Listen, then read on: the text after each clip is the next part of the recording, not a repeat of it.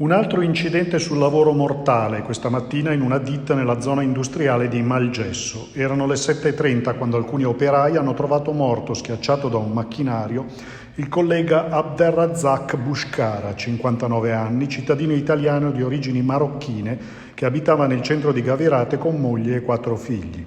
L'uomo era da tempo dipendente della ditta Tecnofilo che produce griglie in metallo e al momento dell'incidente, al quale non ha assistito nessuno, si stava occupando della manutenzione periodica del macchinario che l'ha schiacciato e ucciso.